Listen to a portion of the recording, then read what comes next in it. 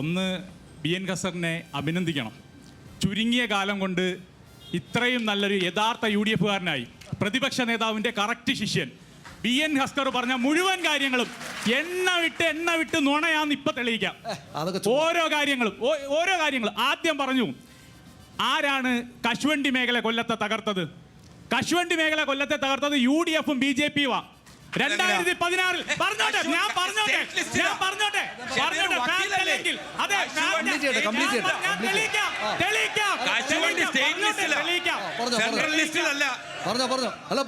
പറഞ്ഞോട്ടെ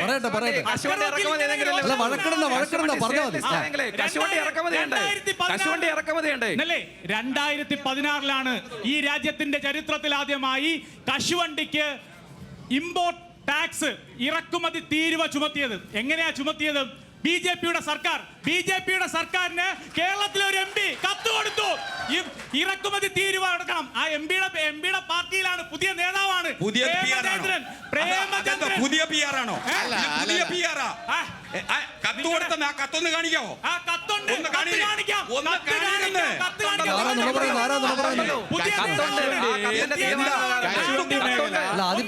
ഒരു ഇൻഡസ്ട്രിയെ തകർക്കാൻ വേണ്ടിട്ട് അവർ MP ഒക്കെ തയ്യാറാവോ? നാട്ടിലെ ഇൻഡസ്ട്രിയെ തകർക്കാൻ വേണ്ടിട്ട് MP തയ്യാറാവോ? അതൊക്കെ എനിക്ക് പറയാവുന്നതിനെ പറ്റി ആൾക്കാർ വിശ്വസിക്കില്ല.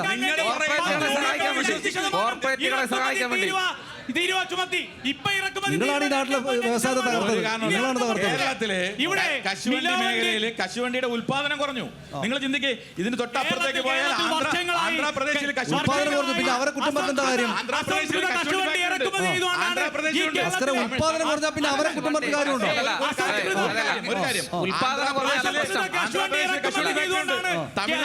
ഫാക്ടറികളുണ്ട്. അവിടെയൊക്കെ ഒരു കേന്ദ്ര സർക്കാരാണ് ഒരു നിയമം കൊണ്ടുവന്ന് കശുവണ്ടി വ്യവസായം തകർത്തെങ്കിൽ ഇന്ത്യയിലെ എല്ലാ സംസ്ഥാനങ്ങളും കേരളത്തിൽ മാത്രം എന്തുകൊണ്ട് ഇത് ബാധിക്കുന്നു? കേരളത്തിൽ മാത്രം എന്തുകൊണ്ട് ഇത് ബാധിക്കുന്നു? കേരളത്തിലെ 12.5% ഈ കേരളത്തിലടക്കം വൻകിട മുതലാളിമാർക്ക് വേണ്ടിയിട്ടാണ് ഈ 765 ഫാക്ടറികൾ ഉണ്ടാകുന്നത്. ഈ കൊല്ലത്തെ ചെറുകിട കശുവണ്ടി ഫാക്ടറികൾ മുഴുവൻ തകർച്ചയുടെ വക്കിലേക്ക് പോകാൻ കാരണം ഈ ഇറക്കുമതി തീരുക.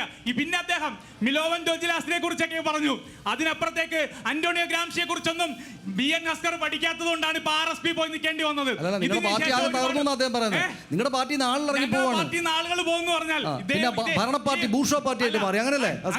ബൂർഷ്വാ പാർട്ടിയായിട്ട് മാറി എന്ന് പറയുമ്പോൾ അന്റോണിയോ ഗ്രാംഷിയുടെ തിയറി ഉണ്ട്. അതിനപ്പുറത്തേക്ക് ഒരുപാട് തിയറികളുണ്ട്. നമുക്ക് അങ്ങനെ ഒരു സംവാദത്തിന് വേണമെങ്കിൽ ഞാൻ പറഞ്ഞോട്ടെ. അദ്ദേഹം പറഞ്ഞ ഓരോ കാര്യങ്ങൾ. പിന്നെ അദ്ദേഹം കടക്കണിയെ കുറിച്ച് പറഞ്ഞു.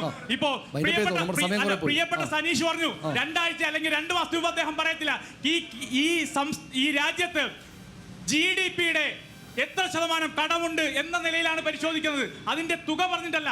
ഈ കേരളത്തിലെ GDP വലിയ വർധന ഉണ്ടായി. 38% പൊതുകടമെങ്കിൽ ഈ സർക്കാർ അത് 34% കുറച്ചു. കേരളത്തിൽ ഇന്ത്യയിൽ മറ്റൊരു സംസ്ഥാനത്തിന് ഇല്ലാത്ത ഏറ്റവും വലിയ നേട്ടമാണ് പൊതുകടം. GDP-യുടെ എത്ര ശതമാനം എന്നത് കുറയ്ക്കാൻ. അങ്ങനെ ഞാൻ പറഞ്ഞത് പൂർണ്ണമായ ഒരു ശിഷ്യനായി മാറി.